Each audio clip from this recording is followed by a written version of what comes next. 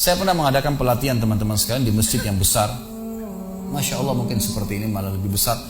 Lantai 2 juga seperti ini dan penuh. Di lantai 2 itu ada banyak ibu-ibu akhwatnya. Saya bicara masalah kematian selama 2 jam, materi lengkap.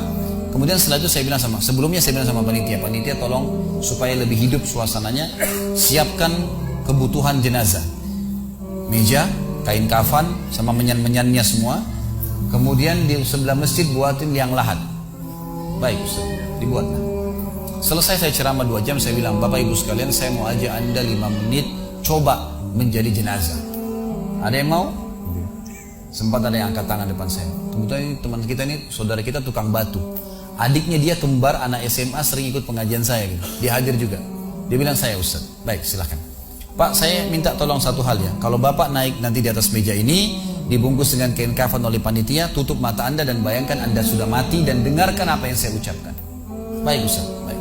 Saya juga bilang sama panitia di atas masjid waktu itu, ibu-ibu, silakan kalau ibu mau coba, panitia tolong bantu. Saya sudah pandu waktu sebelum pengajian. Ringkasnya adalah dia naik.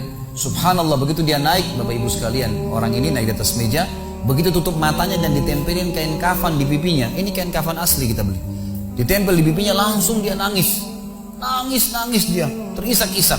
Lalu kemudian panitia taruh tangannya di dadanya, harus dibungkus gitu kan. Lalu saya bilang, Pak, coba renungin sekarang Anda sudah mati dan hiruk-pikuk di masjid ini ada orang nangis. Kebetulan adiknya dia yang kembar ini murid saya duduk di sebelah kiri kanannya dan membayangkan benar kakaknya meninggal. Mereka betul-betul menangis gitu. Ada jemaah-jemaah juga yang lain pada nangis. Saya bilang hiruk-pikuk masjid ini yang sedang menangis, ada yang sedang ngobrol. Ini anggap di rumah Anda pada saat Anda meninggal dunia. Dan Anda tidak bisa protes. Gak bisa bilang saya tidak mau, jangan ribut, gak bisa lagi. Panitia pun menaruh tangan kanan di atas tangan kiri, kita nggak bisa protes taruh di dada. Dibungkus dengan kain kafan pun nggak bisa.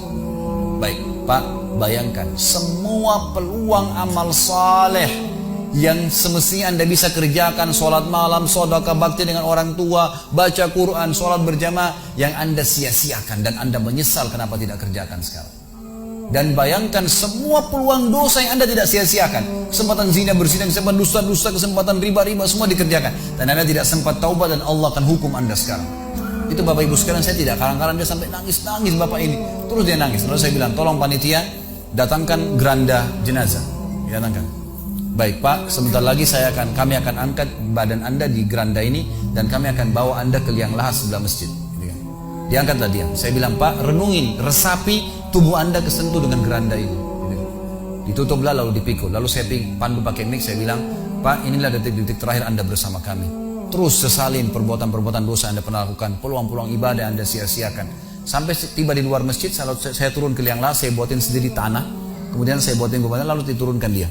Setelah diturunkan, saya suruh tutup matanya, kemudian ditutup dengan kain. Saya keluar, lalu saya pakai mic, saya bilang, Pak, buka matanya. Inilah rumah Anda sekarang. Walaupun rumah Anda 1000 kali 1000 meter di dunia, kembali ke 1 kali 2 meter. Ini tempat Anda sekarang. Dan sebentar lagi malaikat akan datang menanyakan kepada Anda pertanyaan yang Anda sudah tahu. Selesai.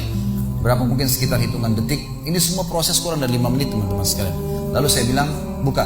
Dibuka kain tersebut. Lalu saya bilang, teman panitia bantu Bapak ini keluar dia.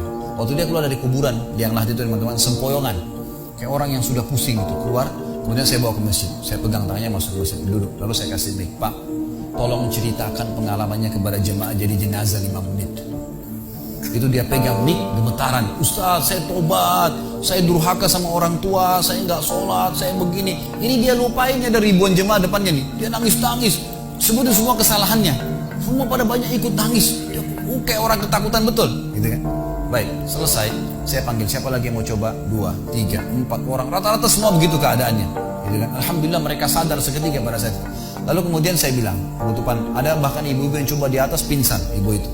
Kita bukan nakut-nakutin, tapi memang saya praktekin. Lalu saya bilang begini, Bapak Ibu sekalian, sebagai penutup acara saya bilang pada saat itu, bahwasanya ini hanya praktek jadi jenazah.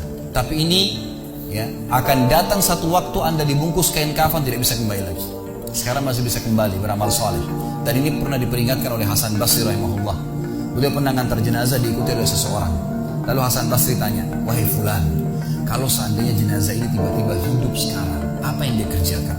Kata orang ini, tentu dia akan sholat, dia akan puasa, dia akan ngaji, dia akan kerjakan ibadah-ibadah. Kata Hasan Basri, kenapa?